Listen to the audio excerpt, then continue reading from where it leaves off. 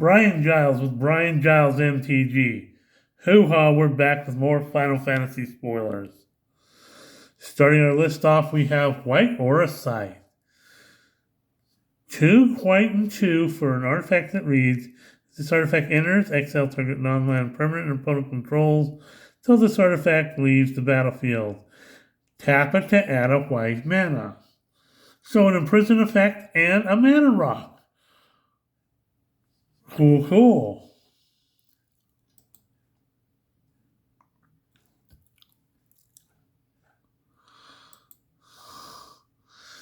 We have Hermes, Overseer of Elpis.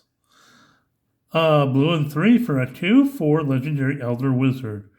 Whenever you cast a non-creature spell, create a 1/1 blue bird creature token with flying and vigilance. If you attack with one or more birds, scry 2. Ooh, fun. There's going to be more interesting things happening with birds. We've already seen some Chocobo stuff, so this should get interesting.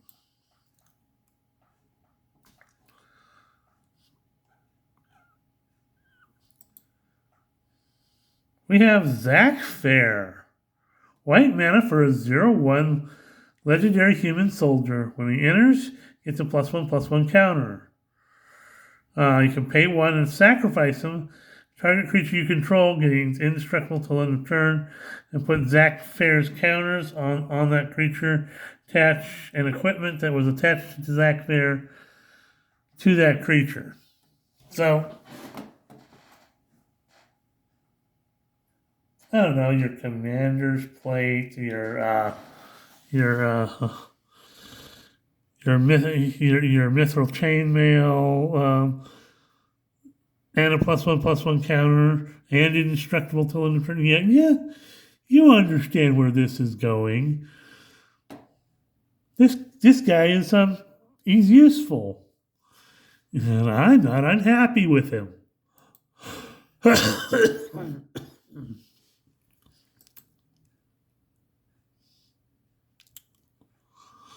We have Circle of Power. Black and 3 for a sorcery that reads, draw 2 cards and lose 2 life. Create a 0/1 black wizard creature token with whenever you cast a non-creature spell, this token deals 1 damage to each opponent. Wizards you control get +1/+0 and gain lifelink until end of turn. Ew.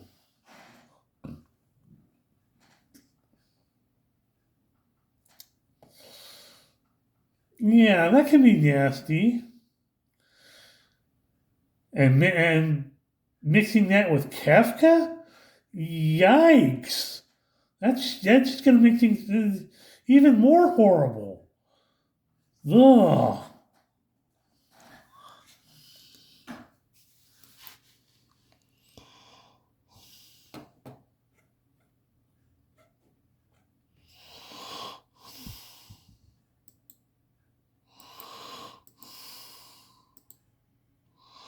Come on. We have Astrologian's Planisphere. So, blue and 1 for an artifact equipment with job select. Equipped creature is a wizard in addition to its other types, so whenever you cast a non-creature spell, and whenever you draw your 3rd card each turn, put a +1/+1 counter on this creature and equip for 2.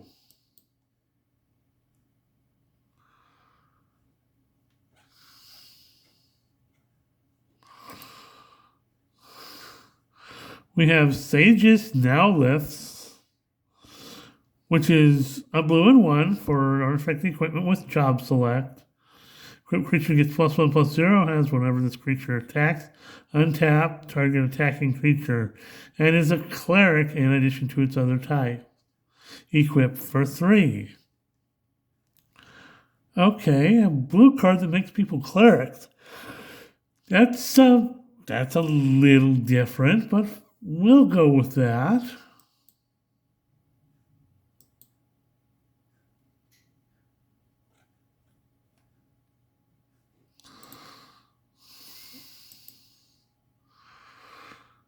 We have Barrett Wallace. Now this is the main set Barrett Wallace. For red and 3, you get a 4/4 human rebel with reach. Whenever he attacks, it deals damage equal to the number of equipped creatures you control to the defending player. Hoo-haw. Yeah. I don't know if this is the main set one or if this is in the starter deck. Well, it would make more sense if it were in the starter deck, but still, yeah, that's gonna, especially if you're playing with a lot of equipment in an equipment focused deck. Hoo-haw.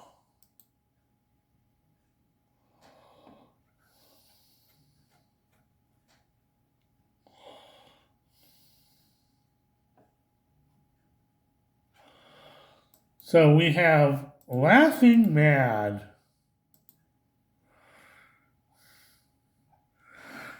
Man, Kefka looks like a sick, twisted version of the Joker. Only worse. Laughing Mad is a red and 2. For an instant, it reads an additional cost to cast a spell, discard a card, draw 2 cards, and you can flash it back for a red and 3.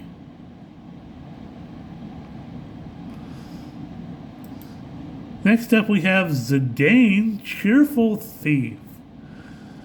Now, it's a red, a white, and 3 for a 3/3 legendary. I don't know what. I don't read Japanese. Sorry. But when he enters, you gain control of target creature opponent controls till end of turn. Gains lifelink and haste till end of turn. Whenever opponent gains control of a permanent from you, you create a treasure token. Okay, this guy's, there's definitely a thing around creature thefts in this set, so hoo-haw. Well, I'm gonna steal your creatures. Ha ha ha.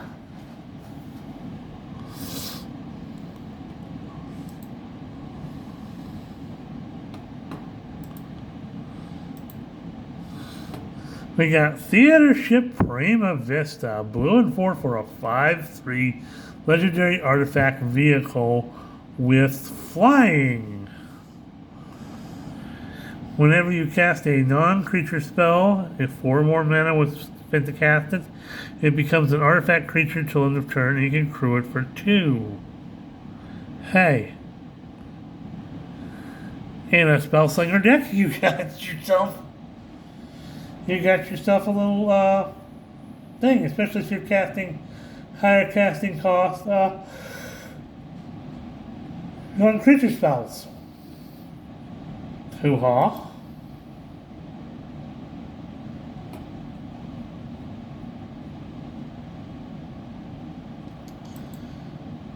Then we have the Namazu Trader. A black and 3 for a 3/4 fish citizen. This creature enters, you lose a life and create a treasure token. Okay. Whenever this creature attacks, you may sacrifice another creature or artifact. You can use Surveil too. Not unhappy with that. It's got some good abilities slapped to it. For a common card, I'm saying that's a fair card to have. And in limited, this guy can go places. He's got decent power and toughness. You may lose a life, but you gain a treasure token. And whenever you sacrifice another creature or artifact, you can surveil. So there's all sorts of things you can do with this guy.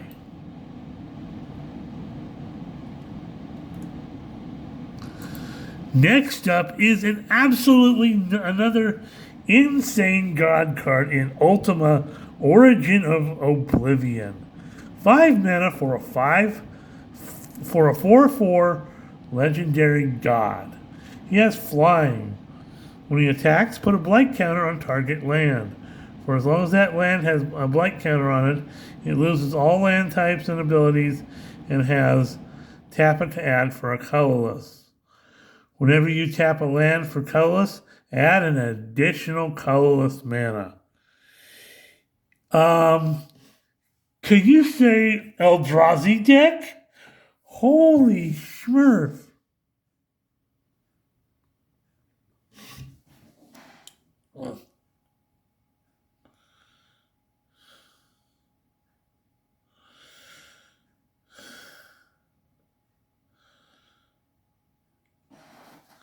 So, like you can turn your pain lands into regular, like wastelands.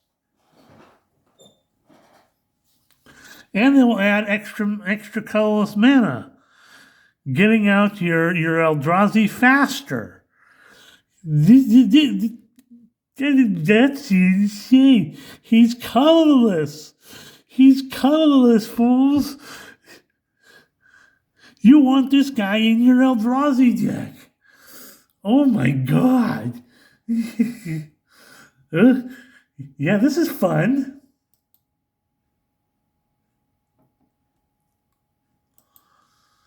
Okay, next up we have another card from the bonus sheet in Joshua Rosefield. So 0 mana for Joshua Rosefield, also known as Rogruk, son of Rogog. A 0/1 legendary kobold warrior with first strike, menace, and trample, and partner. So I can understand why you would print this, especially if you're going to be playing with because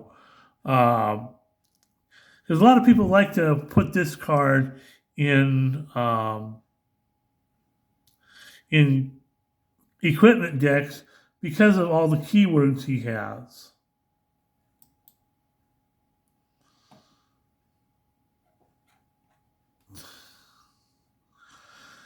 Next up is Aerith Gainsborough. This is going to be from the promo pack. So this you'll find this version in promo packs. So a white and 2 for a 2/2. You're a cleric. You put we've seen her before. She's got lifelink, and you put a +1, whenever you gain life, you put a +1/+1 counter on her. And when she dies, you put X +1/+1 counters on each legendary creature you control, where X is the number of counters on her. So that's going to be in the promo packs. Also in the promo packs, and we'll probably see this in the main set somewhere, is Ultima. I want this card badly. Ultima is 2 white and 3 for a sorcery that reads, destroy all artifacts and creatures end the turn. Screw your response. They're all dead. Witness my creation. Oh, yeah. Yeah. Uh-huh. Nothing like a nice whiteboard wipe. Ew.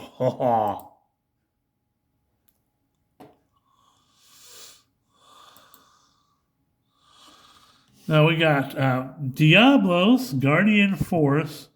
Now this is going to be for Store Championship winners, which is Death Shadow. So black mana for a 13/13 avatar that gets -X/-X, where X is your life total.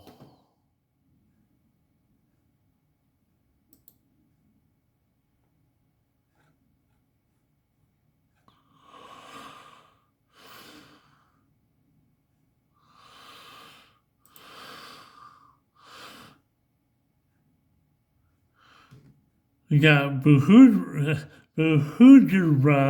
Floating City, also known as City of Brass,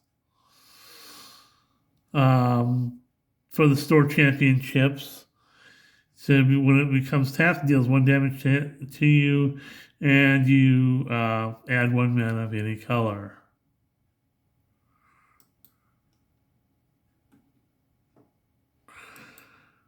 Next up, we have Beatrix, Loyal General.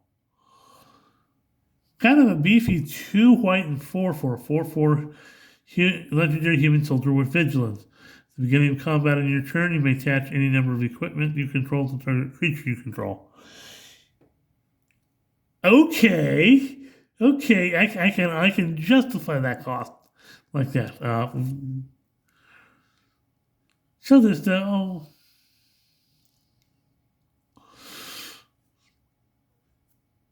give all your stuff to a certain creature. Yeah, yeah. That makes them unblockable or some crazy stuff like that.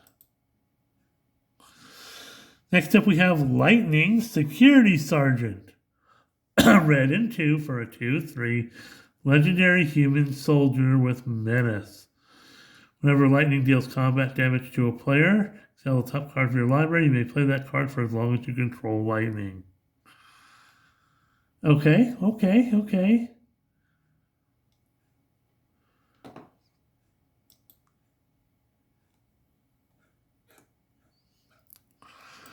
We've got Ultimate Weapon, and this is a nasty weapon. This is, from Final Fantasy VII. This is like the Sword of Swords. 7 mana for a legendary artifact equipment. Whenever equipped creature attacks, strike target creature and opponent controls. Equipped creature gets +7/+7, and equipped for 7. Well, there's all sorts of things to reduce equip cost, and then we just had the general there who can just throw this on, toss this to Cloud, and Cloud can just yoink. Yeah, this is gonna be an interesting weapon to throw around.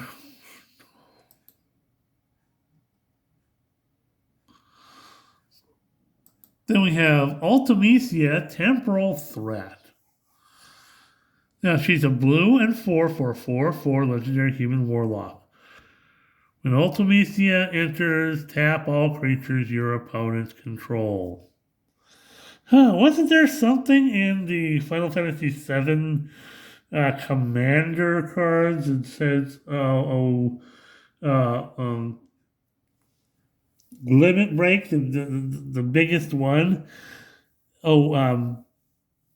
Destroy all tapped creatures? Whoopsie! Whenever a creature you control deals combat damage to a player, draw a card.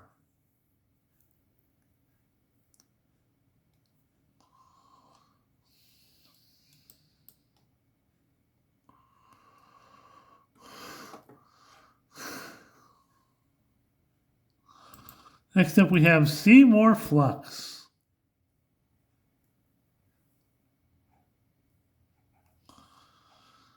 So, a black and 4 for a 5/5 legendary spirit avatar.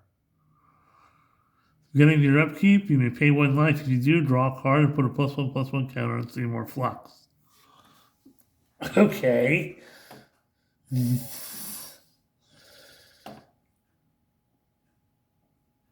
That sounds fun.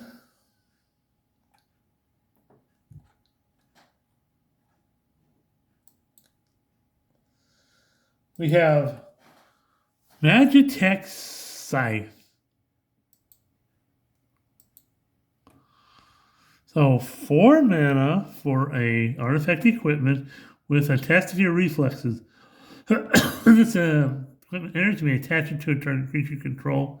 If you do, target creature gains first strike until end of turn. It must be blocked this turn if able.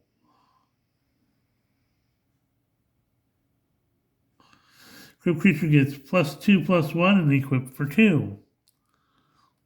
Not bad at all.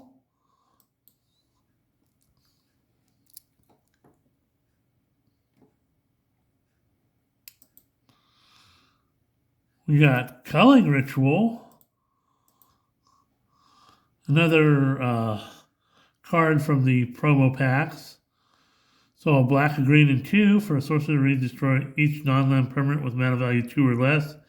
Add a black or a green for each permanent destroyed this way. Okay. Not bad, not bad. D-Spark, another promo pack card. So black and a white for instant reads, exile target permanent with mana value 4 or greater. Yeah, goodbye.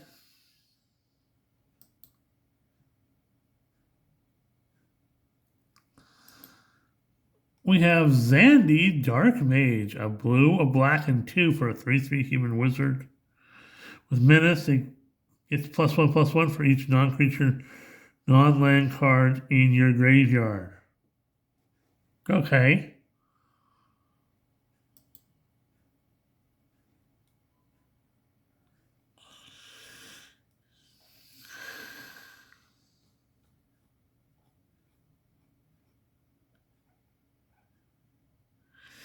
And we're going to end there for right now, and we'll see you on the next video.